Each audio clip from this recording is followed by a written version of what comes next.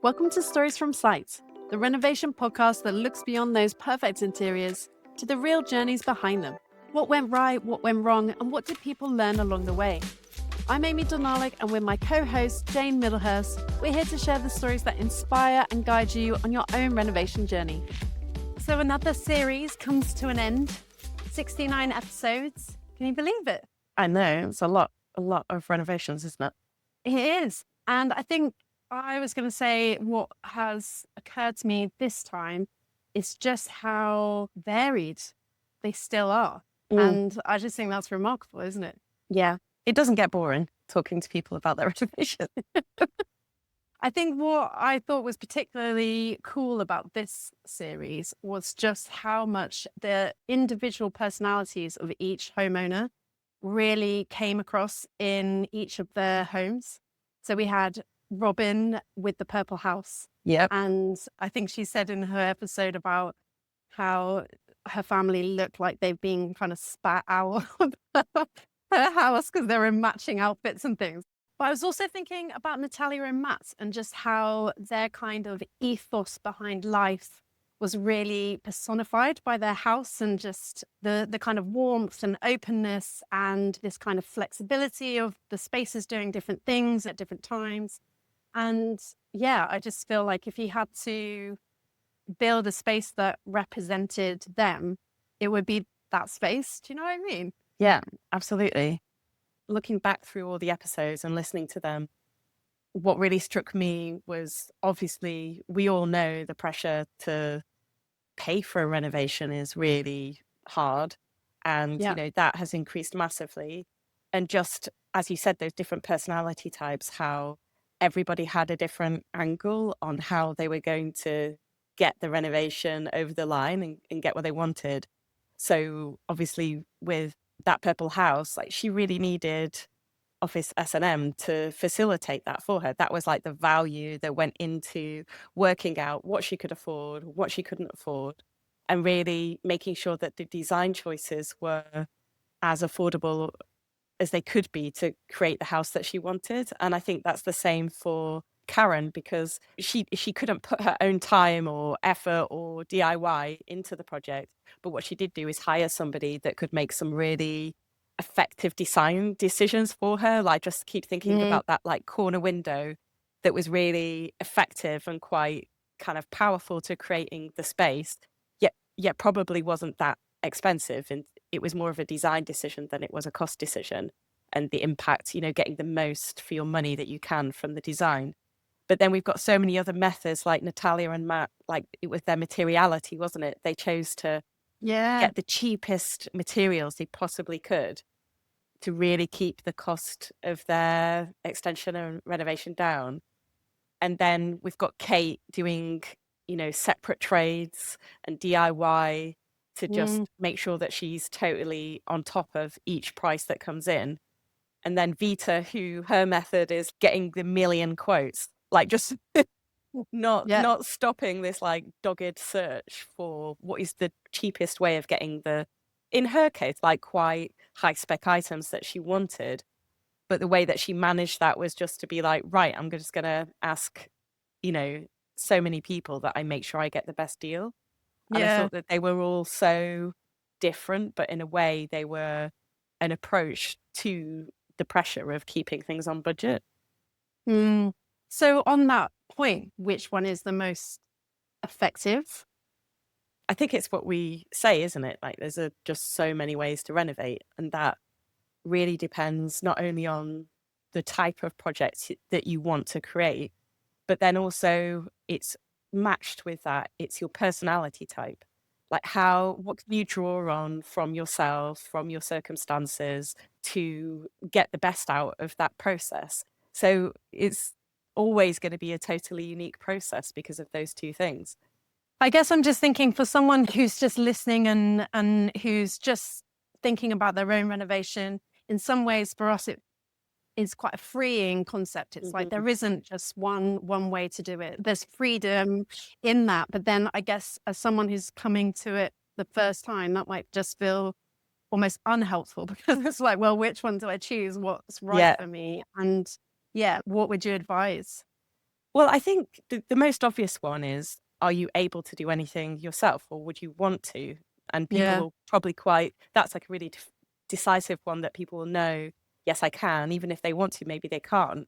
And that in that case, it's finding the right architect who can help you meet a budget. I think there are people out there who can really facilitate you saving money and getting something that you want instead of imagining that an architect is just going to make everything more expensive. I don't think that's the case anymore. I think there's lots of people who can work really cleverly on small budgets. So if that's you, like really you want to put your time and effort into finding that the right person that's going to facilitate that, and then if you're on the other side where you're like, you know what, I'm game, I'm up for the challenge, then maybe it's not beyond you to start thinking about whether you could do bit by bit or to learn some things of how to do yourself or, even doing the finishing yourself or the decorating yourself. You don't want to underestimate how difficult it is to to do a contractor's job because it really is, and it's a specialism. So I wouldn't say if you have never done anything like that before, go out there and start digging your foundations. But I feel like it opens a door that says you are allowed to do stuff to your own house. I mean, one of my favorite highlights of the series is probably Matt and Natalia talking about how they started digging a hole and then they were like, oh, we'll just do a bit more. Oh, we'll just do Yeah, a bit more. It's just like, and then yeah, before you know it, they build the foundations. It's. And I can imagine in some ways it's starting that feels the biggest barrier, yeah. and just the concept of like, oh, I am able to do that. But Hmm. I guess also Matt had subliminally got that support from his dad of just seeing it being done, and you Yes. just absorb that confidence. But then if you don't feel that, it's okay to ask to go through your scope of works and say, okay, well, what if we took the decoration out? What if we took the tiling out? What if we took, you know, laying a floor out? There are things that you can do that are, as we've said before, jumping into the middle of site. The site is a contractor's responsibility. So if you have a main contractor and they're doing stuff, you can't just pop in and be like, oh, can I put this in here? That's not gonna work. You you choose things either before they start, like digging out ground that might take you much longer than them, but that you can do, or the finishing side at the other end. They just get you to a certain point and they leave and they hand the site over to you and you finish it off. You know, yes, it's gonna take longer, but yeah, if you have the appetite for it, then that's available, isn't it? Yeah. I think there was a time on Instagram where it was definitely, the instant room transformations, and it seemed, renovation so easy, click of a finger, and then it's like, check me out, check me out. But I think actually online now, there's a lot more reality that comes with the renovation, that people are sharing more of the slog, which Mm, is just really helpful generally because it is really frustrating. It does take dedication. It does mean that your evenings are going to be taken up with doing stuff. And I don't know, I like the fact that that's been revealed mm, now and there isn't so much pretense, I guess. yeah. Um, I think that's helpful for the whole, whether like deciding about your appetite for DIY. I think that's quite helpful. I think Mm. the other thing that really spanned all of them is just the ability to reduce material costs where you can. So if it's Natalia and Matt, then it's, using actually off the shelf construction materials that are cheap to make as a building product, to do furniture, to do finishing, having your beams exposed, but them not being like fancy. But it doing that well in terms of going to select there's a bit of work in going to the place and checking that you like the look of the materials that are being suggested. So I think there is work to go into getting that kind of industrial aesthetic with cheaper materials working, but it definitely is an option. And as we've said on previous series, that is where some thought can save money in terms of the placement of a roof light in a certain place. The roof light can be cheap, but how you put that in and where it is and the effect it has is all to play for, isn't it? But then, when we were talking with Izzy about hers and how she'd really gone for the IKEA kitchen and the special doors. Like, there's ways to just don't sleepwalk into it, I guess. It's like, Yeah. how can I bring the cost of all of this down so that it is more affordable? I was going to say the same. I think what really struck me about Izzy's is just it was this really careful curation that was Mm. just really thoughtfully put together. And actually, the sum of all those bits just elevates the whole space and the whole home, you know? And yeah, I think it was a really successful renovation. Really was. Have we got any more thoughts? On a different note, I quite liked the multi-generational thing that kind of emerged. So I guess with Natalie and Matt, they had help with grandparents, you know, on hand, but also their kids were helping. I quite liked that they were almost mindfully bringing the family into the project instead of it kind of, again, being this great reveal, like, Yeah. ta-da. Children can often, it's like they're in the way of a renovation. And I'm worried about Mm, our kids thinking about us renovating, like, how are they going to cope with it? You know, things are hard, like when you're trying to find time alone with, you know, your partner or whoever it is to do, or with your designer to talk about what the hell's going to happen. And they're always there, like demanding your attention at the same time, because obviously that's family life. It was just so interesting hearing her talking that she had the same worries. But then actually, when they started, it wasn't what she thought. It turned into something different, that they were occupied in the sense of everyone's doing something, which is different from having a person over and having a chat. That's more, we're all getting on and we're all busy. And they really picked up on that. I wonder how it will be with like a more, I don't know. I'm trying to envisage it for myself and I can't right now, but I'd you love need to that. give your kids a building project at the same time. Well, I know, but that sounds stressful. I mean, I can't even watch them make a cake without being like, oh my God. But I definitely remember helping my dad at home, like sawing bits of pipe and generally just being the tool hander. Like, Yeah. yeah. And well, I still like doing that. I just get my dad over, but I wonder whether my kids would like that too. I think so. I don't think we're, as a generation, I don't think we're as good at showing, like enabling them to do the thing Yeah. side by side. I just Yeah. think it's quite a skill to have. And We have to be doing it yourself. oh, You have to be yeah, doing it yourself, don't you? And they follow your cue.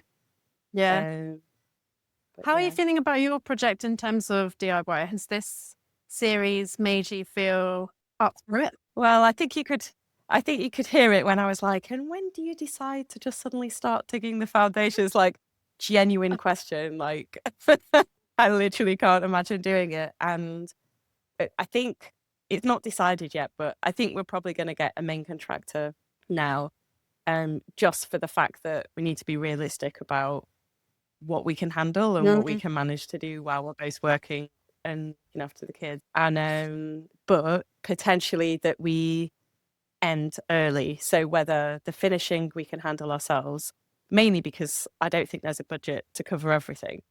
Um, so I think rather than it being at the beginning, it might be at the Yeah. end. I would love to like rip some stuff out though. Give me a chance. I would. That would I would be love to do exciting. the strip out. To be honest, I think this series has really shown that different people had different capacities and they were able to kind of acknowledge that and get the support that was necessary. So, you know, Karen was saying, like, that's not our thing. So, like, we need someone who Yeah. is going to help us through the whole of the process.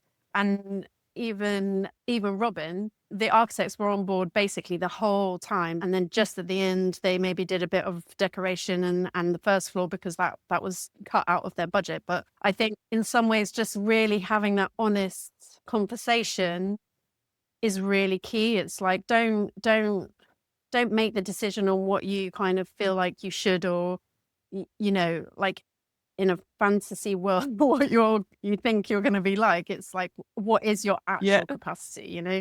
And I think that's really key Yeah. because I guess also with Natalia, like a lot of it happened during COVID, right? Like they started in that Yeah. time. And I think there are, you know, there might be shifts or seasons for different people having full-time jobs or part-time jobs or no jobs, you know, like you have to be working with what you have.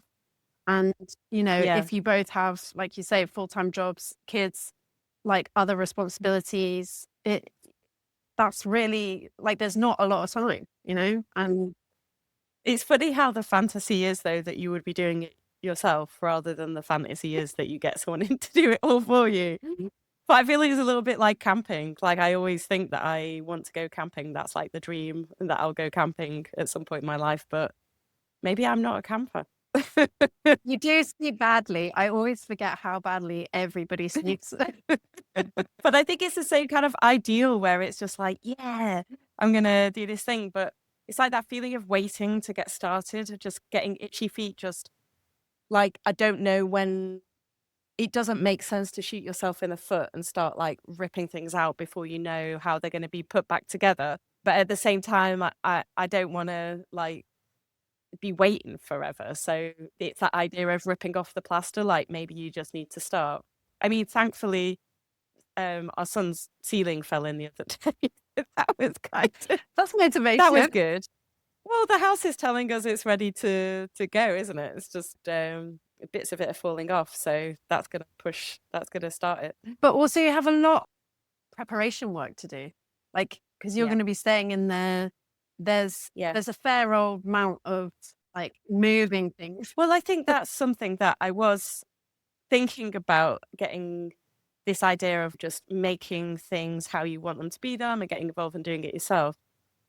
In a way, I'm thinking about that in terms of we'll have just like a couple of rooms that we're living in whilst the works are happening.